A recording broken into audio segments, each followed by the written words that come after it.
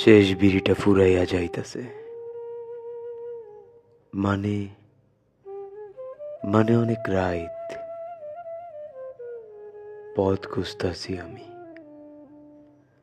তুমি হয়তো ঘুমাইতাছ, মনে পড়তাছে তোমারে। কবে কোনো রাস্তায় হাঁটতে গিয়া দলছুটিতে লাইগা নখ ভাঙ্গা যাওয়া ব্যথার মতন যেন যেন একটার পর একটা শীতকাল নেমে আসতাছে, আর শূন্য হইতাছে সকল।